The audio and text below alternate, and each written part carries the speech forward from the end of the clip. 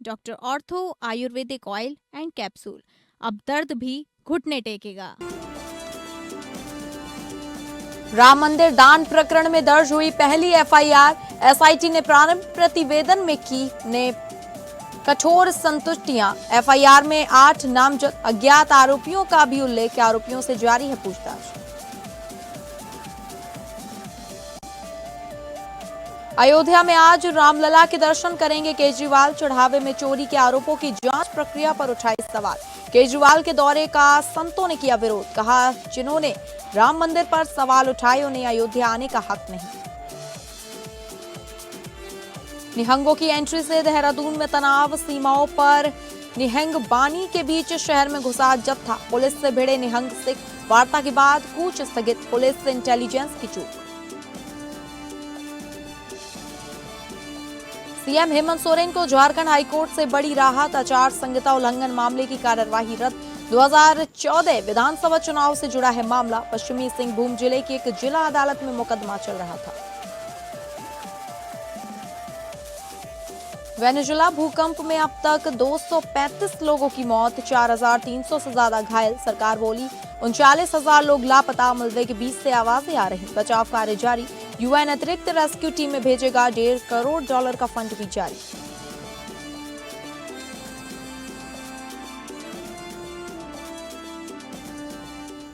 नमस्कार, आप सभी का बहुत स्वागत है और मैं हूं आपके साथ अंकिता सिंह। शुरुआत करेंगे बड़ी खबर का रुख करके। दान प्रकरण में दर्ज हुई पहली एफआईआर। एसआईटी ने प्रारंभिक प्रतिवेदन में की है कठोर संतुष्टियां। ट्रस्ट के सदस्य कृष्ण मोहन की शिकायत पर मामला दर्ज। श्री राम जन्मभूमि थाने में दर्ज किया गया मामला। एफआईआर में 8 नामजद अज्ञात आरोपियों का भी उल्लेख। आरोपियों में जारी है पूछताछ। यूपी सरकार के सख्त रुख की वजह से श्री राम जन्मभूमि तीर्थ क्षेत्र दान प्रकरण में 8 नामजद और अन्य अज्ञात आरोपियों के खिलाफ एफआईआर दर्ज कर ली गई है।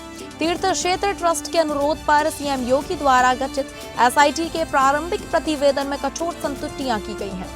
फिलहाल आरोपियों से पूछताछ जारी है। गुरुवार देर रात तक गिरफ्तारी नहीं हुई है। ट्रस्ट के सदस्य कृष्ण मोहन की लिखित शिकायत पर श्री राम जन्मभूमि थाने में दर्ज की गई इस एफआईआर में अविनाश शुक्ला, अनुकल्प मिश्रा, लवकुश मिश्रा, मनीष कुमार यादव, करुणेश पांडे, रमाशंकर मिश्रा, सुभाष श्रीवास्तव, श्री राम शंकर यादव उर्फ टिन्नू को नामजद तथा अन्य अज्ञात व्यक्तियों को अभियुक्त बनाया गया है। इस प्रकरण की जांच कर रही एसआईटी के प्रमुख सदस्य लखनऊ मंडल के आयुक्त विजय विश्वास पंत ने गत मंगलवार को टीम के अन्य 2 सदस्यों के साथ शासन को प्रारंभिक प्रतिवेदन सौंपा था, जिसमें कठोर संतुष्टियां हैं। इसके बाद ही गुरुवार को एफआईआर दर्ज किए जाने की कार्यवाही अंजाम दी गई। और इस खबर की अधिक जानकारी के साथ हमारे संवाददाता रवि श्रीवास्तव हमारे साथ जुड़ चुके हैं। रवि, एफआईआर दर्ज हो चुकी है, 8 नामजद नाम शामिल हैं और आगे की कार्यवाही क्या है? बिल्कुल अंकिता, देखिए आपको बता दें, राम मंदिर चढ़ावा चोरी मामला अब कहानी चाबी किसके पास थी से बढ़कर आगे हथकड़ी किसके पास हाथ में है तक पहुंच गई है। पुलिस ने एफआईआर में दर्ज कर लिया है। 8 आरोपियों को गिरफ्तार भी कर लिया है। अब कोर्ट में रिमांड लेकर पूछताछ की तैयारी है। आरोपियों में रमाशंकर यादव, टिन्नू, लवकुश मिश्रा, अनुकल्प मिश्रा, सुभाष श्रीवास्तव, करुणेश पांडे और मनीष कुमार यादव, अविनाश शुक्ला और रमाशंकर मिश्रा के नाम शामिल हैं।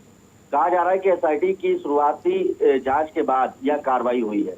अब जिन हाथों में कभी दान पात्रों की जिम्मेदारी थी, वही हाथ अब पुलिस की पूछताछ के सामना कर रहा है। हालांकि कौन दोषी है कौन नहीं, इसका अंतिम फैसला तो अदालत ही करेगी। फिलहाल पुलिस पूछताछ में जुटी है और आखिर देखना होगा कि जांच की डोरी आखिर कहां तक पहुंचती है, क्योंकि इस मामले में अभी तक कई सवाल बाकी हैं और उनके जवाब जांच पूरी होने के बाद ही सामने आएंगे।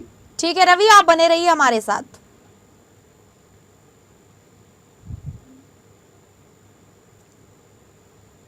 और अगली बड़ी खबर का रुख करेंगे, जो अयोध्या में आज रामलला के दर्शन करेंगे केजरीवाल। एफआईआर दर्ज किए बिना एसआईटी का गठन करना समझ से परे। चढ़ावे में चोरी के आरोपों की जांच प्रक्रिया पर सवाल उठाए गए हैं। केजरीवाल के दौरे का संतों ने विरोध किया है। आपको बता दें, आम आदमी पार्टी के राष्ट्रीय संयोजक और दिल्ली के पूर्व मुख्यमंत्री अरविंद केजरीवाल गुरुवार को प्रभु श्री राम के दर्शन के लिए अयोध्या पहुंच गए हैं। आज वे रामलला के दर्शन करेंगे। इससे पहले लखनऊ के चौधरी चरण सिंह अंतर्राष्ट्रीय एयरपोर्ट पर मीडिया से बातचीत में उन्होंने राम मंदिर के चढ़ावे में चोरी के आरोपों की जांच प्रक्रिया पर सवाल उठाए। उन्होंने कहा कि करोड़ों रुपए के चढ़ावे में गड़बड़ी के आरोपों के बावजूद एफआईआर दर्ज किए बिना विशेष जांच दल का गठन कर दिया गया, जो समझ से परे है। केजरीवाल ने कहा कि मंदिर के चढ़ावे में काफी समय से चोरी हो रही थी और इसमें कुछ बड़े लोगों की संलिप्तता से इंकार नहीं किया जा सकता। यह करोड़ों राम भक्तों की आस्था से जुड़ा विषय है और सरकार की ओर से गठित एसआईटी लोगों को गुमराह करने का प्रयास कर रही है। उन्होंने मांग की कि पहले मुकदमा दर्ज किया जाए और उसके बाद निष्पक्ष व पारदर्शी जांच कर दोषियों के खिलाफ कार्रवाई हो। लेकिन उनके दौरे का विरोध भी शुरू हो गया है। अयोध्या के संत समाज, पुरोहित समाज और सनातन रक्षक दल के कुछ पदाधिकारियों ने केजरीवाल के खिलाफ मोर्चा खोल दिया। विरोध करने वालों का कहना है कि जिन्होंने पहले भगवान राम और राम मंदिर को लेकर सवाल उठाए थे, उन्हें अब अयोध्या आने का नैतिक अधिकार नहीं है। अयोध्या में अरविंद केजरीवाल के दौरे को लेकर संत समाज के एक वर्ग ने कड़ा विरोध जताया। सनातन रक्षक दल, पांडा, पुरोहित समाज और कुछ संतों ने बैठक कर केजरीवाल को काला झंडा दिखाने और उनका पुतला दहन करने का ऐलान किया है। विरोध करने वाले संगठनों का कहना है कि वे राम मंदिर परिसर के गेट नंबर 11 पर प्रदर्शन करेंगे। सनातन रक्षक दल के अध्यक्ष मुकुंद माधव त्रिपाठी ने कहा कि संतों और पुरोहित समाज की बैठक में यह निर्णय लिया गया है कि अरविंद केजरीवाल का विरोध किया जाएगा। उनका आरोप है कि केजरीवाल ने अतीत में राम मंदिर और भगवान राम को लेकर विवादित बयान दिए थे, इसलिए अब उनके अयोध्या दौरे का विरोध किया जाएगा।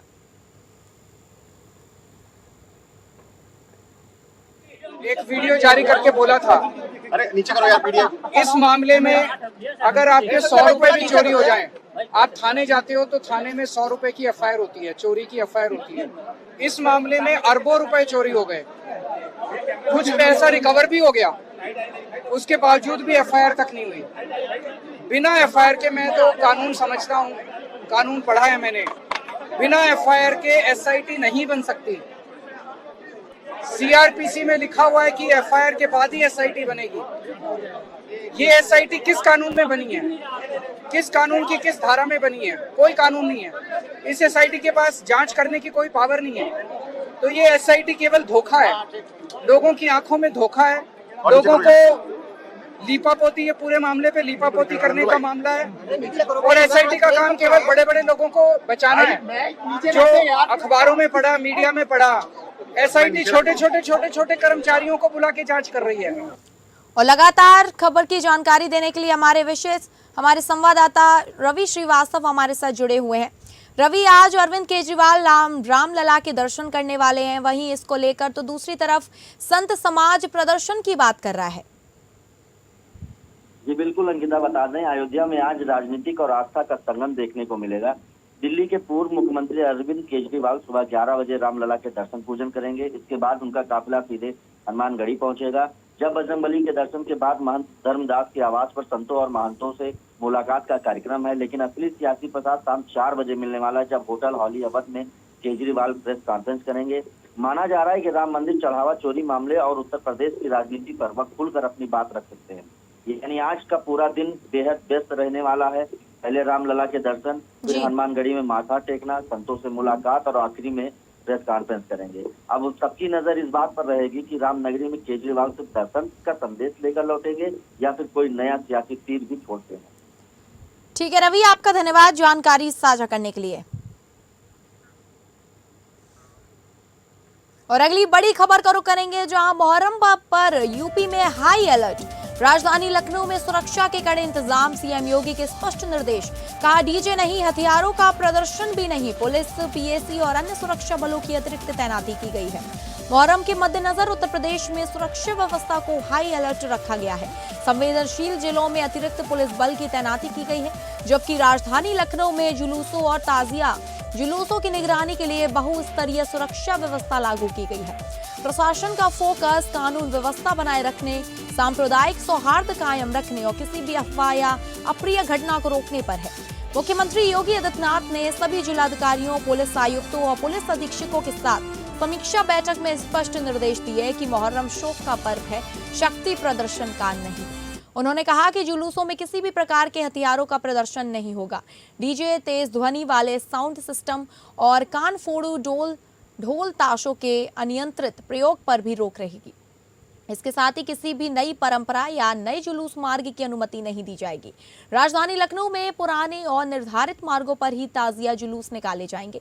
सभी संवेदनशील क्षेत्रों में पुलिस, पीएसी और अन्य सुरक्षा बलों की अतिरिक्त तैनाती की गई है। प्रमुख चौराहों, धार्मिक स्थलों और जुलूस मार्गों पर सीसीटीवी कैमरों के साथ ड्रोन के जरिए भी निगरानी रखी जा रही है। कंट्रोल रूम को 24 घंटे तक सक्रिय रखा गया है और सोशल मीडिया मॉनिटरिंग सेल को अफवाह फैलाने वालों पर तत्काल कार्रवाई के निर्देश दिए गए हैं। मुख्यमंत्री ने अधिकारियों को निर्देशित किया कि मुहर्रम से पहले धर्मगुरुओं, ताजीदारों और आयोजन समितियों के साथ संवाद स्थापित कर सभी व्यवस्थाएं सुनिश्चित की जाए। उन्होंने कहा, आपसी समन्वय और जन सहयोग से ही पर्व शांतिपूर्ण ढंग से संपन्न हो सकते हैं। शांति भंग करने या माहौल खराब करने की कोशिश करने वाले तथ्यों के खिलाफ सख्त कानूनी कार्रवाई की जाएगी।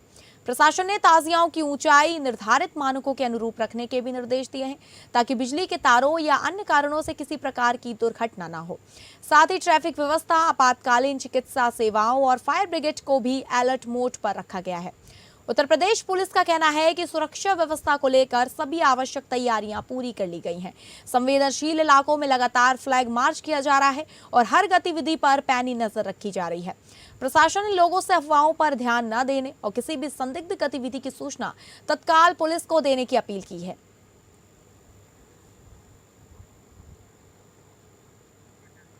और इस खबर की अधिक जानकारी के साथ हमारे विशेष संवाददाता आनंद सिंह हमारे साथ जुड़ गए हैं। आनंद, मुहर्रम के इस मौके पर सीएम योगी ने सख्त निर्देश दिए हैं। संवेदनशील इलाकों में पूरी तरह से हाई अलर्ट रख दिया गया है। बिल्कुल, देखिए, मुहर्रम 17 जून से शुरू हुआ था और आज ये अंतिम उसका दिन है। न सिर्फ राजधानी लखनऊ में हाई अलर्ट है बल्कि पूरे उत्तर प्रदेश में हाई अलर्ट है और कड़ी सुरक्षा व्यवस्था है। पुलिस प्रशासन लगातार अलर्ट मोड पर है और जहां भी संवेदनशील स्थान है वहां पर फ्लैग मार्च भी पुलिस ने किया है और किसी भी तरह की कोई अप्रिय घटना को रोकने के लिए, चाहे वो जो आधुनिक सर्विलांस है, चाहे वो ड्रोन हो, सीसीटीवी कैमरे हैं, उनसे भी 24 घंटे निगरानी की जा रही है। और साथ ही साथ अगर हम राजधानी लखनऊ की बात करें तो शांति व्यवस्था बनाए रखने के लिए तमाम व्यवस्थाएं यहाँ पर की गई हैं। जोन और सेक्टर में विभाजन किया गया है। जो आप ये कह सकते हैं कि 5 जोन और 18 सेक्टर में लखनऊ को विभाजित किया गया ताकि शांतिपूर्ण तरीके से मुहर्रम जो है मनाया जा रहा है वो मुहर्रम मनाया जाए। साथ ही साथ भारी संख्या में पुलिस बल की तैनाती की गई है। करीब 2500 पुलिसकर्मी लगाए गए हैं। जो अधिकारी हैं उनको भी जिम्मेदारियां दी गई हैं। इसके साथ ही जो तकनीकी निगरानी, जैसा मैंने आपको बताया कि सीसीटीवी हो चाहे ड्रोन हो, उनसे निगरानी की जा रही है और खासकर जो सोशल मीडिया है उस पर भी विशेष ध्यान रखा जा रहा है कि किसी तरह की कोई भ्रामक या सांप्रदायिक पोस्ट न ली जाए। अगर ऐसा कुछ कहीं पे देखने को मिलता है तो तुरंत उसके खिलाफ एक्शन लिया जाए। महिला पुलिस की भी व्यवस्था की गई है। तो आप ये तरह से कह सकते हैं कि मुहर्रम शांतिपूर्ण तरीके से संपन्न हो, इसको देखते हुए पूरे उत्तर प्रदेश और राजधानी लखनऊ में भी विशेष रूप से व्यवस्था पुलिस प्रशासन के द्वारा की गई। ठीक है आनंद, आपका धन्यवाद जानकारी साझा करने के लिए। अगली बड़ी खबर का रुख करेंगे जो आ रही है उत्तराखंड से। जहां निहंगों की एंट्री से देहरादून में तनाव, सीमाओं पर निगहबानी के बीच शहर में घुसा जत्था। पुलिस से भिड़े निहंग सिख, वार्ता के बाद कूच स्थगित। पुलिस इंटेलिजेंस की चूक, निहंगों की एंट्री से देहरादून में हड़कंप मच गया है।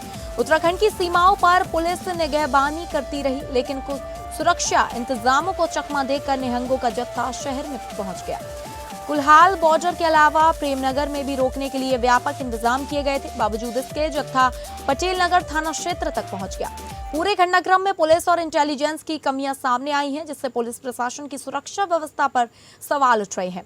कर्णप्रयाग और रुद्रप्रयाग की घटनाओं के बाद निहंगों के उत्तराखंड कूच की सूचना पर देहरादून पुलिस ने हिमाचल सीमा से लगे कुल्हाल में कड़ी निगरानी और बैरिकेडिंग की थी। प्रेमनगर क्षेत्र में भी पुलिस बल तैनात किया गया। इसके बावजूद निहंगों का एक जत्था शहर के भीतर पहुंच गया और पटेल नगर थाना क्षेत्र तक आ गया। यहां पुलिस ने उन्हें रोककर वापस भेजा। इस घटनाक्रम ने पुलिस की घेराबंदी, खुफिया तंत्र और आपसी समन्वय पर गंभीर सवाल खड़े कर दिए हैं, जिनकी जानकारी के अनुसार निहंग सिखों ने उत्तराखंड की ओर कूच का आह्वान किया था। इसके बाद देहरादून जिले में विशेष सतर्कता बरती गई। कुल्हाल सीमा पर वाहनों की जांच, बैरिकेडिंग और पुलिस बल की तैनाती की गई थी। प्रेमनगर क्षेत्र में भी निहंगों के संभावित प्रवेश को देखते हुए सुरक्षा व्यवस्था मजबूत करने का दावा किया गया। पुलिस प्रशासन का फोकस मुख्य रूप से सीमावर्ती मार्गों पर रहा, लेकिन सुरक्षा व्यवस्था के बीच निहंग शहर तक कैसे पहुंच गए, यह एक बड़ा सवाल बन गया है। वहीं सूत्रों के अनुसार जत्था वैकल्पिक मार्गों से होते हुए देहरादून में दाखिल हुआ और पटेल नगर थाना क्षेत्र तक पहुंच गया। पुलिस को इसकी सूचना मिलने पर स्थानीय पुलिस सक्रिय हुई। बातचीत और समझाइश के बाद उन्हें शहर से वापस भेजा गया। एक गुंडागर्दी साडे ਸਿੰਘਾਂ ਤੇ ਇਹਨਾਂ ਨੇ ਤਸੱਦਦ ਕੀਤਾ, ਉਹਨਾਂ ਨੂੰ ਕੁੱਟਿਆ ਮਾਰਿਆ, ਪਰਚੇ ਪਾਏ, ਉਹਨਾਂ ਦੇ ਅੰਦਰ ਸਿੱਟੇ। ਉਦੋਂ ਬਾਅਦ ਦੇ ਵਿੱਚ ਇੱਕ ਸਾਈਡ ਦਾ ਇਹਨਾਂ ਨੇ ਕਾਨੂੰਨ ਕਰਕੇ ਦੂਜੇ ਬੰਦੇ ਅਣਪਛਾਤਾ ਇੱਕ ਬੰਦੇ ਦੇ ਪਰਚਾ ਪਾ ਕੇ ਕੁਝ ਨਹੀਂ ਇਹਨਾਂ ਨੇ ਕੀਤਾ। ਉਲਟਾ ਇਹ ਪਰੇਸ਼ਾਨ ਕਰ ਰਿਹਾ, ਸਾਨੂੰ ਯਾਤਰਾ ਤੇ ਜਾਣ ਵੀ ਨਹੀਂ ਦੇ ਰਹੇ। ਅਸੀਂ ਇਹਨਾਂ ਨੂੰ ਟਾਈਮ ਦਿੱਤਾ ਹੋਇਆ, ਬਾਕੀ ਜਥੇਬੰਦੀਆਂ ਨੂੰ ਸਾਰਿਆਂ ਨੂੰ ਕਾਲ ਕਰਤੀ ਹੈ ਪੰਜਾਬ ਦੇ ਵਿੱਚ ਜਿੰਨੇ ਵੀ ਬੈਠੇ ਆ। ਉਦੋਂ ਬਾਅਦ ਦੇ ਵਿੱਚ ਜੋ ਵੀ ਹਿਮਾਚਲ ਵਾਲਾ, ਜੰਮੂ ਵਾਲਾ, ਉੱਤਰਾਖੰਡ ਦਾ ਕੋਈ ਵੀ ਰੋਡ ਹੋਊਗਾ ਅਸੀਂ ਬੰਦ ਕਰਾਂਗੇ। ਅਸੀਂ ਪੰਜਾਬ ਨੂੰ ਐਂਟਰ ਕਰ ਨਹੀਂ ਦੇਣਾ ਕਿਸੇ ਵੀ ਬੰਦੇ ਨੂੰ, ਜੇ ਅੱਜ ਇਹ ਰੋਕਦੇ ਆ। ਇੰਨੀ ਕੀ ਬੇਨਤੀ ਹੈ। ਵਾਹਿਗੁਰੂ ਜੀ ਕਾ ਖਾਲਸਾ, ਵਾਹਿਗੁਰੂ ਜੀ ਕੀ ਫਤਿਹ। और इस खबर की अधिक जानकारी के साथ हमारे संवाददाता विष्णु तिवारी हमारे साथ जुड़ गए हैं। विष्णु, जिस तरीके से प्रशासन की लापरवाही के कारण जो निहंग हैं वो उत्तराखंड में प्रवेश कर चुके हैं, किसी तरह की जानहानि की कोई बात सामने तो नहीं आई है? नहीं जी, जानहानि तो कुछ तरीके का नहीं हुआ, लेकिन प्रेम नगर के क्षेत्र के लोगों को काफी रोष था और काफी जो निवासी थे वहां पर बड़ी दहशत में थे कि आखिर रात में ये हो क्या रहा है, क्योंकि पुलिस फोर्स बहुत ज्यादा लगा हुआ था। और ये सरदार जो निहंग थे ये लोग अपने वहां हेमकुंड साहिब जाने के लिए वो बिल्कुल तत्पर घूम रहे थे कि नहीं मुझे जाना है। प्रशासन को काफी मशक्कत करनी पड़ी। देर रात में कुछ इनकी वार्ता हुई है, उसके बाद इनको वापस भेज दिया गया। ठीक है विष्णु, आपका धन्यवाद जानकारी साझा करने के लिए।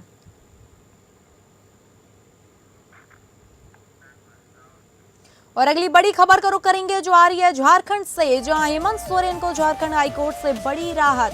आचार संहिता उल्लंघन मामले की कार्यवाही रद्द कर दी गई है। आपराधिक मामले की कार्यवाही भी रद्द कर दी गई। पश्चिमी सिंहभूम जिले की एक जिला अदालत में मुकदमा चल रहा था।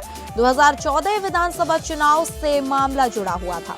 झारखंड हाईकोर्ट ने मुख्यमंत्री हेमंत सोरेन को बड़ी राहत देते हुए 2014 विधानसभा चुनाव के दौरान कथित आचार संहिता उल्लंघन से जुड़े आपराधिक मामले की कार्यवाही को रद्द कर दिया है। न्यायमूर्ति अनिल कुमार चौधरी की एकल पीठ ने मामले की विस्तृत सुनवाई के बाद मुख्यमंत्री के खिलाफ चल रही आपराधिक कार्यवाही को निरस्त करने का आदेश दिया। सोरेन के खिलाफ पश्चिमी सिंहभूम जिले के एक जिला अदालत में मुकदमा चल रहा था।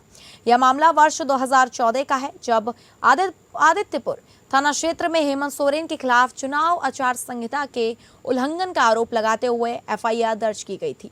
इसके बाद सोरेन ने इस कार्रवाई को चुनौती देते हुए झारखंड हाईकोर्ट का रुख किया था। हाईकोर्ट ने पहले ही उनके खिलाफ चल रही आपराधिक कार्यवाही को रोक लगा दी थी। सुनवाई के दौरान मुख्यमंत्री की ओर से पेश वकील ने अदालत को बताया कि सोरेन ने किसी भी प्रकार की आचार संहिता का उल्लंघन नहीं किया था।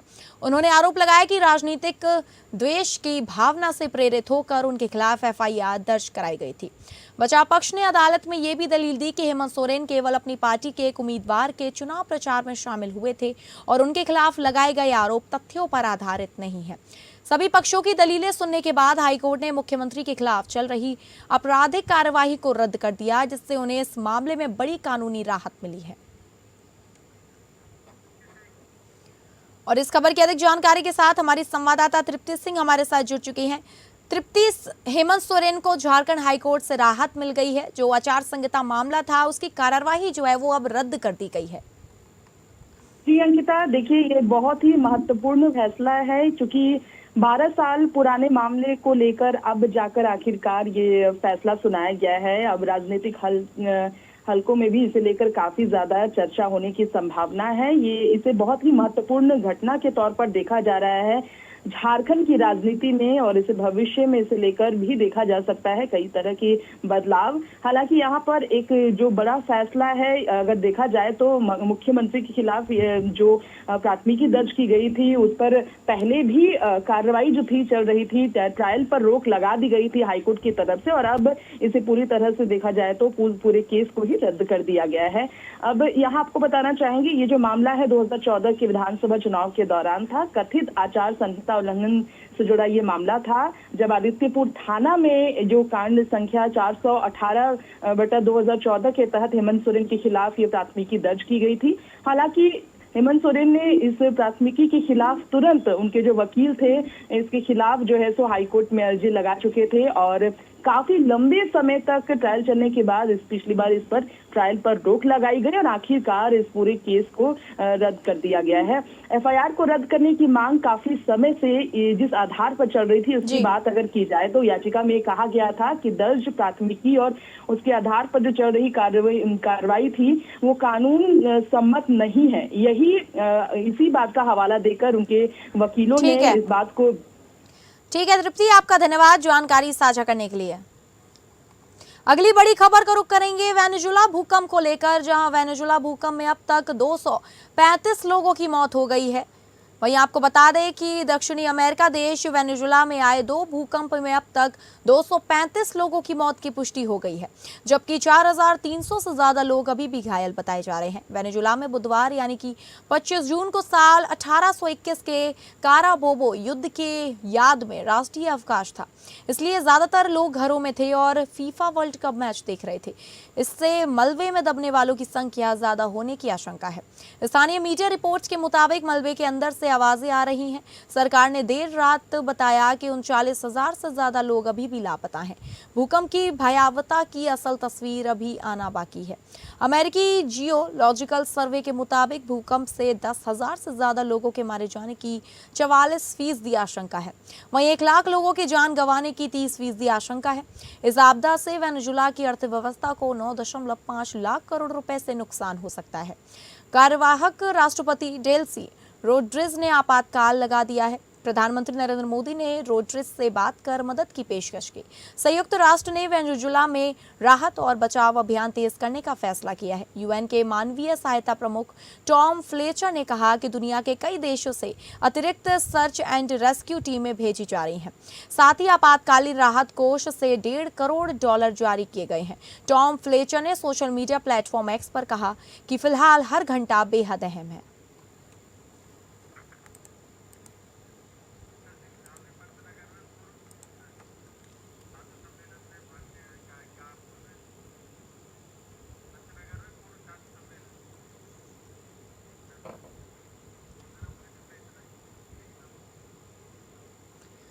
तो फिलहाल इस बुलेटिन में इतना ही।